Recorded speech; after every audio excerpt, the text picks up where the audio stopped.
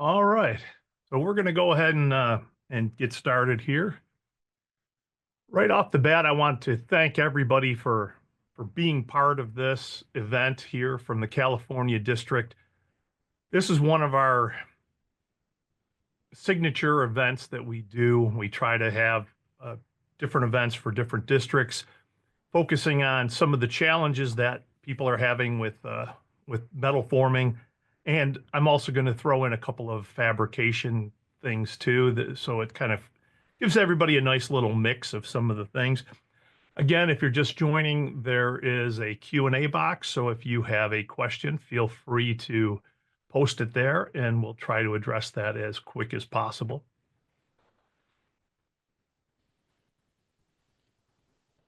So what do you think is stopping you from succeeding? I think most plants have an idea of their challenges that they have. We're going to go through the top 10 of them that are standing in the way, keeping you from being the best you can be. So give you a little background on who I am. My name is Dean Phillips. I am the technical director here at the Precision Metal Forming Association. I've spent the last 37 years in manufacturing. I've worked for Clearing, Niagara, Bliss, which is now owned by Schuler. I also worked for Shea Presses in the past. I also have worked for Link Systems Controls for presses. And I've designed 2 press brakes over the years, one for Piranha and one for Tensmith. So that doesn't necessarily automatically make me an expert, but I've seen quite a few things and been in an awful lot of plants, so I can kind of give you some feedback of what I see out there happening. I also was a contributor to the Safety Green Book that PMA has, as well as you may have listened to The Destiny of Manufacturing. If you haven't, please do. That is PMA's podcast. So this is who I am, as you can always see from me. Number 1, or number 10, depending on if you're counting down or you're counting up. Number 10, is the first one that we're going to talk about, is not networking. Well, there's a couple different ways you can look at networking. The first one is what you're doing now by being on this podcast. So thank you for being on here today. And I want to thank everybody from around the PMA California District for participating in this. Your leadership means an awful lot. This is actually an area that most companies do struggle with. They tend to think that they live in their bubble, and it's challenging sometimes for them to understand some of the challenges. They don't always see their problems or flaws, which is why having things like a Gemba walk or having an event where other people kind of share and come in to visit, those can be very beneficial to you. That can really help an awful lot. So that's one half of networking. The other half, of course, is the electronic networking aspect. Are you currently using tools that can be networked? Years ago, I was in an appliance manufacturer, and they had mentioned that what they had planned to do was to put these hour, minute, and second meters on all of their machines, and they would run whenever the machine was going up or down. And while that can be helpful to know, is the machine running or not running, it doesn't lend any information as to why you're not running. We can use tools like we have today, artificial intelligence, machine learning. These tools can help us to verify what we think is happening and help us to grow and be better. Things happen and we may think that something happens in one space and time, but when we dig down to the root cause, we find that there are other causes behind it. So make sure that you are networking and using the tools that you have available to you, especially things like die protection. Die protection, some people get confused on die protection and tonnage monitoring. Tonnage monitoring tells you what happened. Die protection, hopefully, if it's set up correctly, will prevent things from happening. It should signal and stop the machine before it happens. Whereas tonnage monitors basically tell you, yeah, that's what just happened. You crashed that die. Yep, that's absolutely right. Information, though, is very crucial. So make sure that you are updating your equipment and make sure that you're utilizing and leveraging tools that are out there available. And I don't care whose controls you use. I work for Link Systems. There's, of course, Wintris. There's other companies out there. And there are PLC controls and OEM controls out there that are very good. They all need to be integrated, though, to make sure that they talk to one another and that they're producing good parts and giving you the best feedback possible. So make sure that you're using that. Uh, Using analog sensors too. So as you can see here, this is moving in an analog way so that it tells me not just when it's there, but how far away it is. That can be more beneficial so I can predict what's happening. I can predict a bearing failure before it occurs. I can predict a lube failure before it occurs. You don't want to wait till it happens to stop the machine because by then now you're going to have a downtime incident.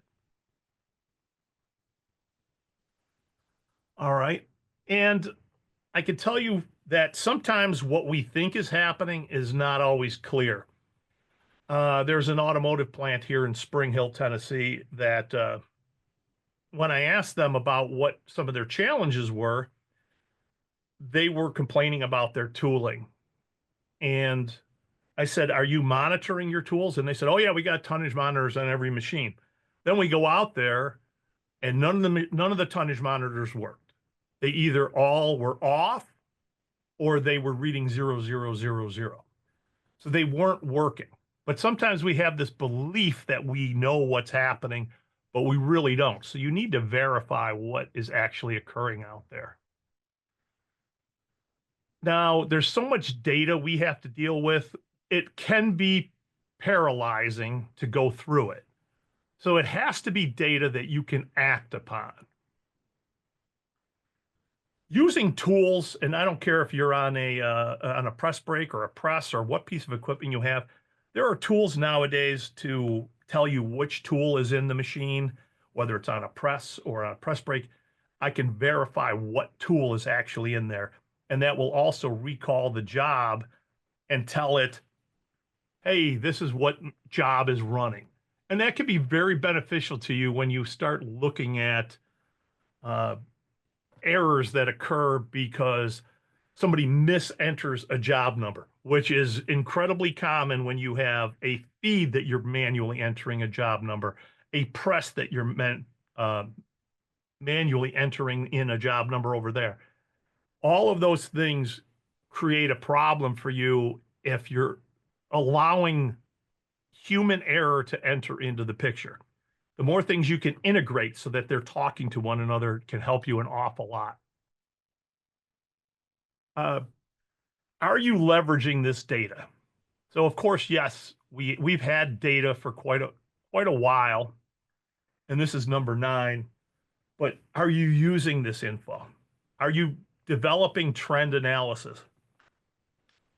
Are you working towards a predictive maintenance plan, not a reactive maintenance or a typical preventive maintenance of, well, we're doing this to make sure that it doesn't fail. Most are just reactionary, though. They're not even doing that. They're waiting till the problem happens and then reacting to it.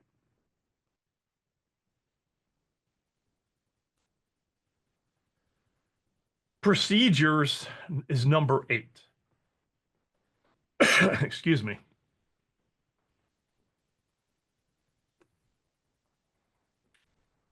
Companies don't always standardize on their procedures, meaning that they don't have a good rule of thumb of how you keep something running and things that are challenges for you. What I look at when it comes to procedures, policies and procedures, having good work instructions, having good operator instructions, those things will help you to make sure that transitioning from person to person happens, and it happens seamlessly.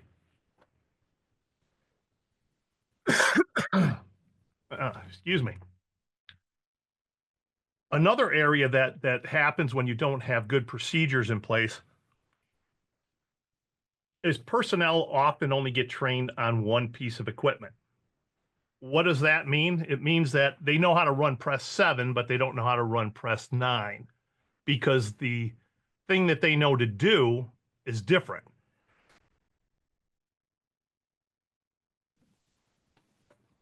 So if the rule is press button 2, 4, and 8, since you never explain to them what 2, 4, and 8 means, that changes from machine to machine, and therefore they can't run the other machines. So standardizing your procedures can really help you an awful lot. Number 7 is not automating what makes sense. Now, that doesn't mean that you have to automate and spend tons of money. Michelle, one of our technical trainers, she highlighted this in a point that we need to streamline what we do and eliminate waste. If you're trying to reach the SMED, single minute exchange of dies, Toyota plant that I've been to up in Kentucky, they had roughly 5-minute changeovers. Now, they did this pretty seamlessly because one of the things that they did was they integrated all the aspects. So the machines, all the machines on this line, I think there were 5 or 6 presses, they all stop. Then they go to the top, or rather they come to the bottom, they unbolt, rolling bolsters roll out, the new ones roll in. While that's happening, the material is rolling in. Now that has a significant cost associated with it. That doesn't happen for free. To get to that level of automation, you have to analyze what's important to you. Okay. Do you have the space to stage dies or tools? Do you have room for a tooling rack on a press brake? If you don't, then you may have to just live with the amount of time it takes to change over your tools. And this could be 10 minutes, 15 minutes, 20 minutes. I've seen tools that take several hours to change over. And if you're in a job shop type of an environment, that's time that you're not getting paid for. You need to make sure that you're doing everything that you can think of that's within reason, within cost, that you can do in order to be the best you can be by automating what makes sense. Are you striving for continuous improvement? Everybody should have a continuous improvement plan. Doesn't have to be as formal as a Lean Six Sigma, but you should have some system in place that you are working on to always improve what you're doing. Of course, don't make things too complicated. You can look at tools like this. This is on a press brake, and they have the button type tools that you slide into place, and you can move them to where you need them, and then a clamping system that helps. That clamping system and all of the verification, usually a vision system that knows where the tool is, can help you to change over your tools faster and get you back to producing parts, because that's what makes money. Not knowing your numbers is number 6. What I mean by not knowing your numbers, you should know how much it costs you to run a 300-ton press or press brake.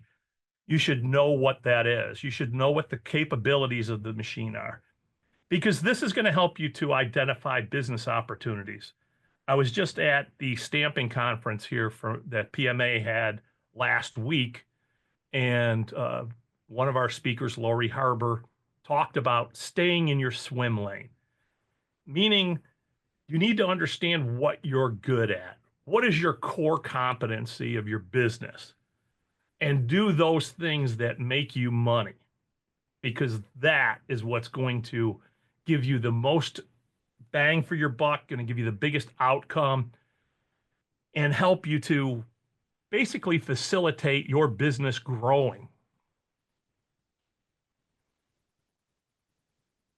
Number 5 is having no added value and having no added processes. Companies have found that it's difficult to compete in the stamping environment with just doing something like stamping or blanking out parts. Manufacturers, or whether it's an automotive or appliance, they want to buy an assembly. They want to buy a completed assembly.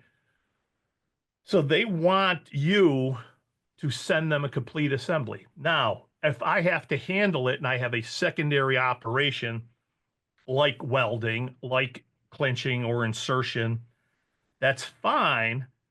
But the more times I handle the part, the more chances there are to make mistakes, the more chances there are of things getting damaged, the more time you have just associated with it. If you think in the world of press brakes, if all I had was bend one, bend one, bend one, then I do bend two, bend two, bend two, then bend three. Well, I've already gone through all of those bends, but I still don't have a part yet that I can ship. So that doesn't make me as productive as possible. And it makes people down my streamline process downstream from being very happy with me.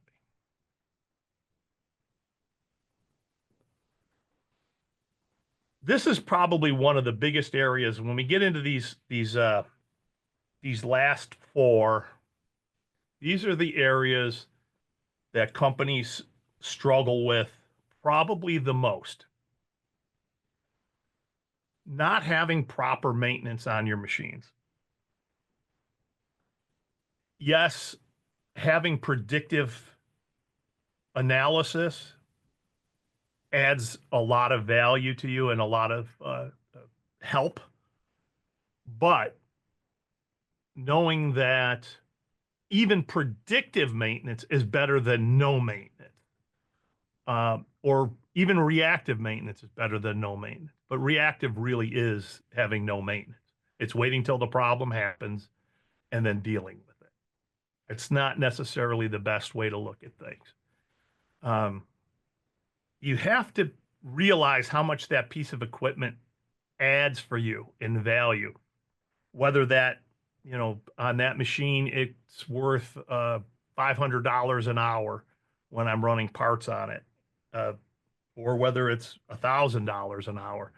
Whatever that piece of equipment is, if you take it out of operation, it greatly hurts you for several reasons. Number one, it's going to upset your customer if you're in a JIT, just in time kind of an environment. It's going to cause you problems if you have to outsource that work, because now you're going to have to scramble and pay premiums to get things shipped, get them brought back, get things reworked. You're going to have to pay a premium to get a broken gear fixed. The problem also that starts because of that is that if you're only reacting to problems or issues that may come up, right there, go back there.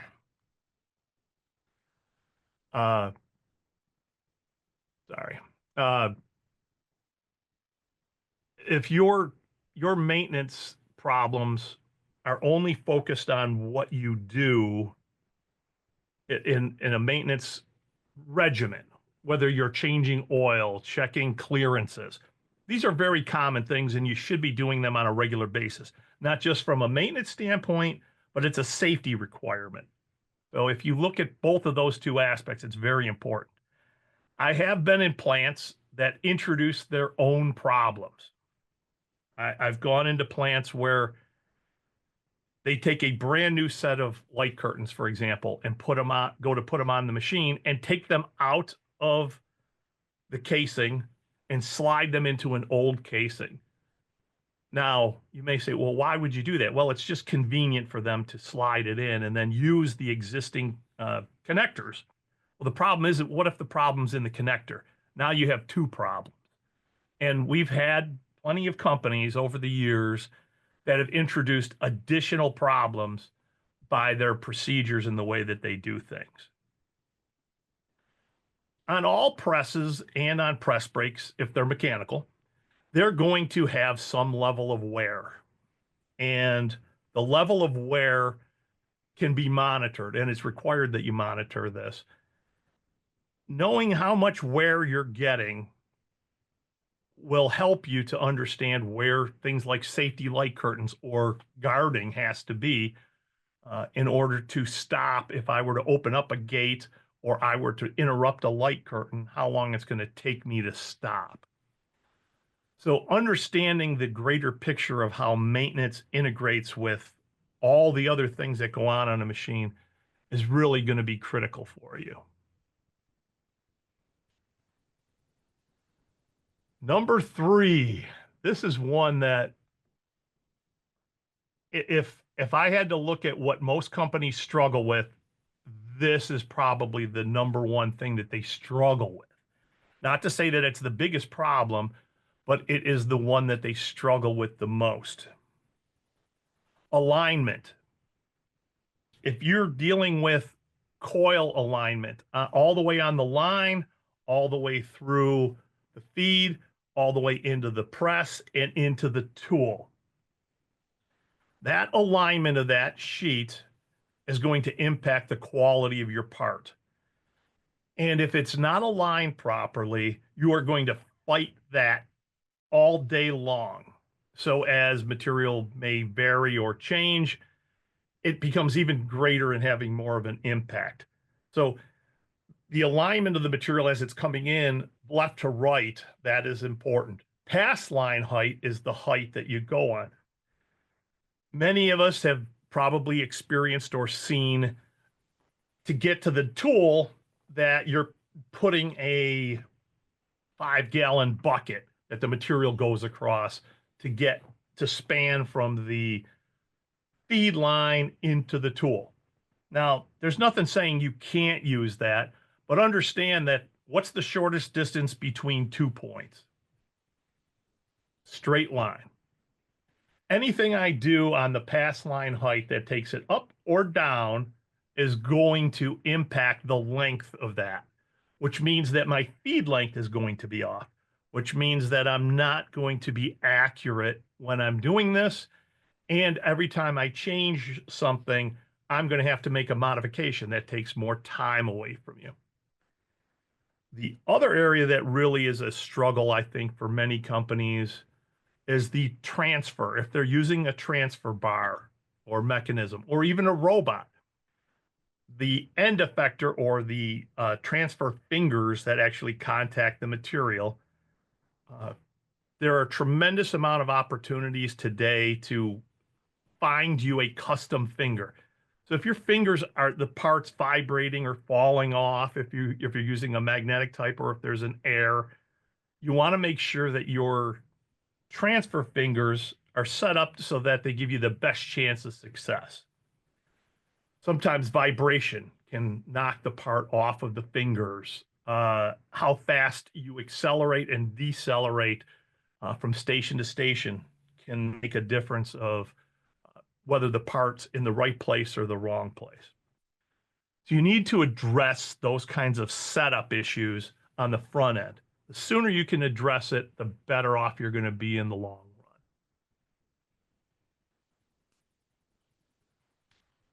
run. Other areas that sometimes come into play is on the pass line heights. Yeah, the material could be set right, but if you didn't clean things like the slugs off of the bed or off the bottom of the tool, you didn't clean up the slugs. When I set it down, now my part's going to be like this.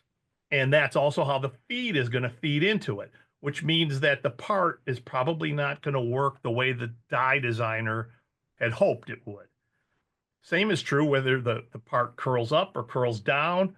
That's going to make a difference how easily it goes into the next station. If you're creating binds because of your setups, that's going to create more problems for you in the long run.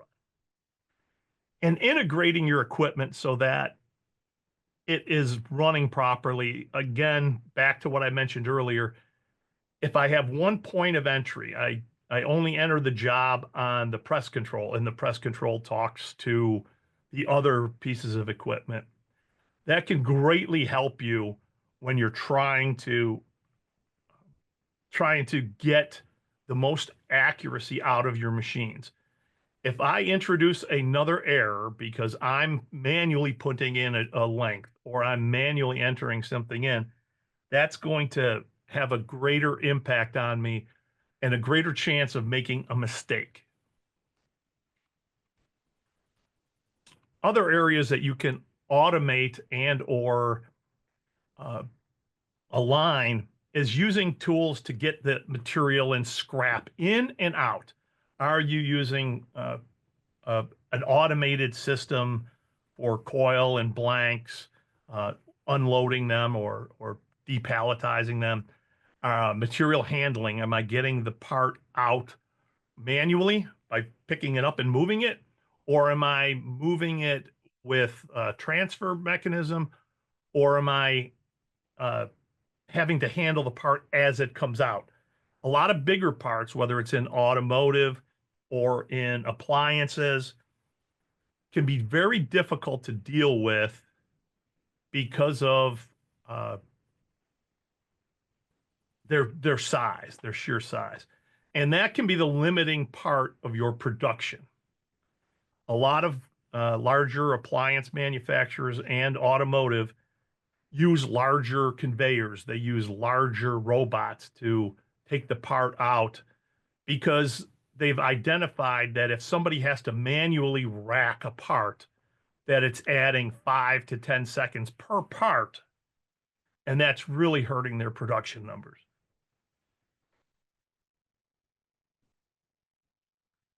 Getting scrap out and then using shakers.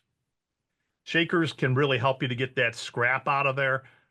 One problem, though, a lot of times is these the shuttle tables can be a bit problematic because they don't always get stored with the tool, and then they have the wrong ones for the wrong application. So that adds its own element of disorganization. Safety.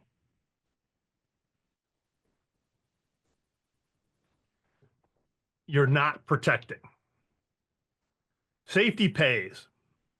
I'll tell you the three types of companies I run into out in the manufacturing environment. There's the first company, which does everything they can to be the best they can be. They go above and beyond. They make sure that they dot all their I's and cross their T's to make sure that they're doing the best they can. Second company are avoidance companies. They're like, okay, or I'm sorry, compliance is the second one. You want to make sure that you comply with the rule. And those are the ones that, hey, what do I need to do to make sure that I'm actually meeting the letter of the law? I'm not going to go above it, but I want to make sure that I'm meeting the letter of the law. And then the third is avoidance, which means what do I got to do to get around having to lock my machine out? What do I have to do to keep from having to turn power off when I exchange my tools? Whenever it comes to safety, you should be doing a risk analysis. And the risk analysis should say how likely is something to happen, frequently or improbably, and how significant can it be if something happens? Is it catastrophic? Somebody could lose their life. Or is it negligible? Well, the thing might hit you in the arm and you get a bruise. Those are the wide ends of the spectrum that you can look at when we talk about equipment. And you need to make sure that you're identifying the risk analysis that fits your application. The big one, and this one is across the board, and I guarantee somebody on here is dealing with this today, not addressing your aging workforce. Scott, one of our other trainers, he highlighted this, that knowledge transfer, being able to succession plan and have somebody there to keep moving forward, the training materials, the apprenticeships. If you don't have a system in place for doing this today, it will greatly impact you from a few different areas. One of the first areas is going to be the fact that your new people coming in are going to learn bad practices from people that didn't have good practices to begin with, bad shadowing habits. The next level of things is that they don't have a standardized method to go to. Like any of you who are experienced with our with like Metalform EDU or with our implant training, we try to standardize all of this so that everybody is on the same playing field and starts at the same point. Any of you who have come off of third shift, moved to second shift, moved to first shift, know that you don't have the same experience of learning on third as you do on first. It just doesn't happen. So we want to make sure that we're doing everything to set up everybody for success. We don't like high turnover rates. It's a problem we struggle with, and we want to make sure that we do everything possible to minimize or limit that in our plants. Now, obviously, we need to educate, and at PMA, we're here to help you with that. We have workforce development, we have technical training, we have seminars, we, of course, have our Metalform EDU. All of those things are possible to train. This is a problem that I see from a lot of people is they say, well, we can't find people, can't keep people. Are you building a success plan for your associates? Do they feel like you are building them a way for them to go from here to here? Have you built the steps in there for them to go through in order to get to the next point? Even in apprenticeships, there are stages. You're not just either a journeyman or not a journeyman. There are steps within that, and we want to make sure that we set people up for success.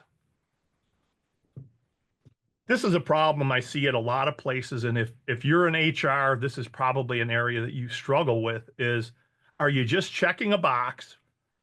So-and-so is trained. Check that box.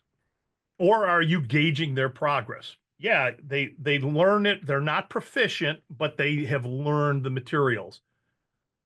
Gauging that progress is really critical, and that's another stage that at PMA we can help you with too. If you've got any questions, feel free to reach out to me. I'm glad to help, because helping you build a tool for this is something else that we're highly focused on right now.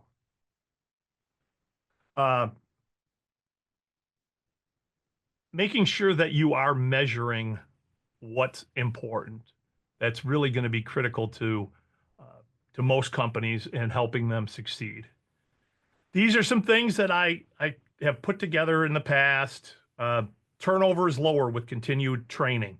Turnover is lower with career plan advancement. So are you doing those things? Are you making sure the best in class companies, 40 hours of training or upskilling per employee? That roughly means 1 week of training for a year. If you break it down, that's less than an hour a week. If you don't have an hour to train your people a week, you're like, well, I can't afford to have them off the floor for an hour.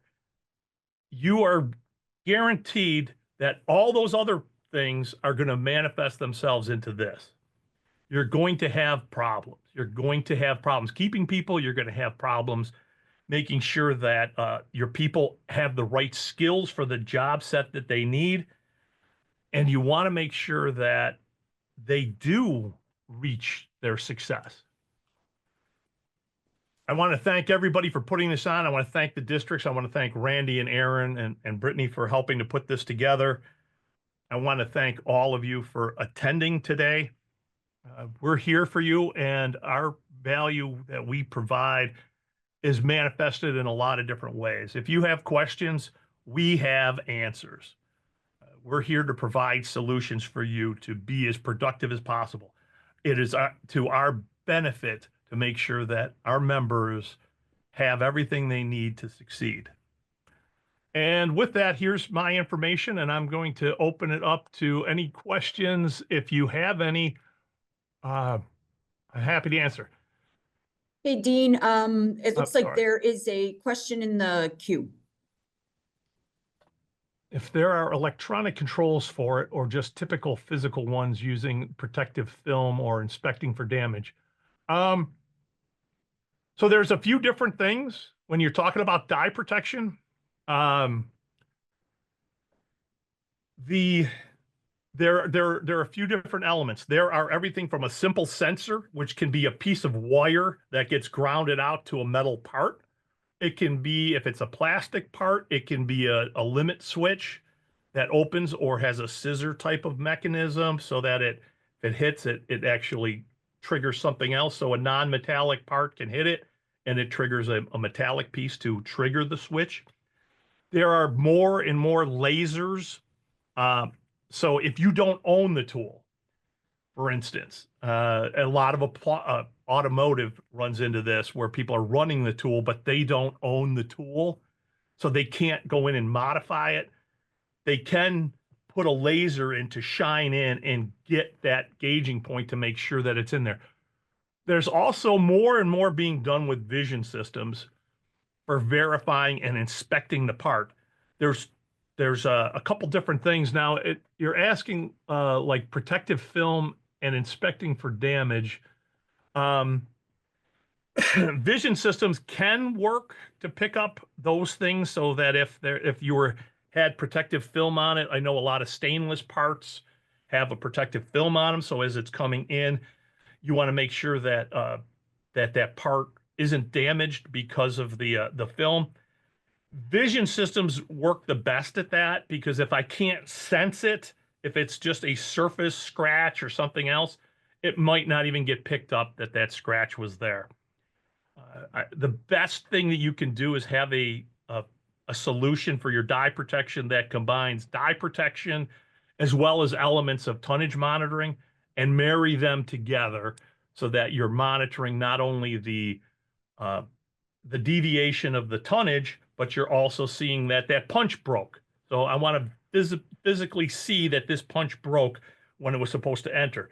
So that I want to make sure that I saw that the punch broke. If it broke off and it's not there, I want to stop the machine because I don't want to come down and hit onto that broken punch. So that's critical. The element, though, of actually measuring the tonnage it took, very small punches sometimes will have issues and break very frequently and dull very quickly. So those kinds of things can have other issues with you as far as trying to monitor it. But we want to make sure that you have a holistic approach. If you want to reach out to me, feel free to, and we can. I'm happy to jump on a call with you, and we could talk about the challenges you're faced with. And I'd like to open it up. You can. Can you take everybody off mute if they've got questions? I'm happy to answer any other ones.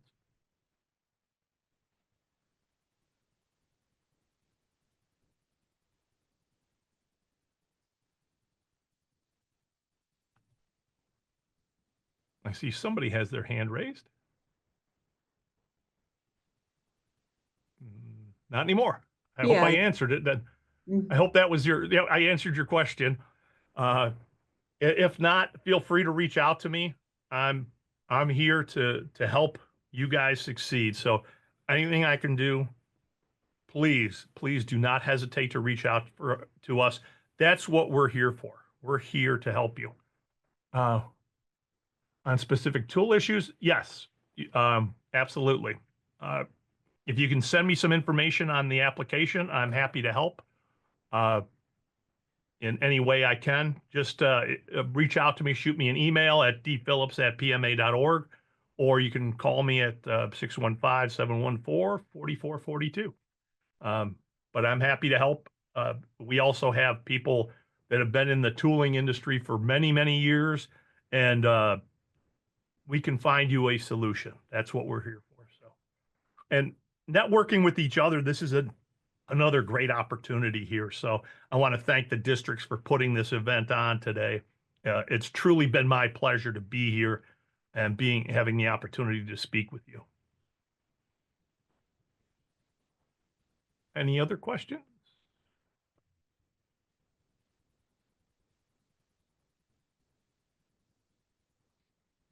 All right. Well, with that, I'm going to go ahead and we can end the broadcast. Again, if you have any questions for myself, or if you have questions for Aaron or for Randy, feel free to reach out to us.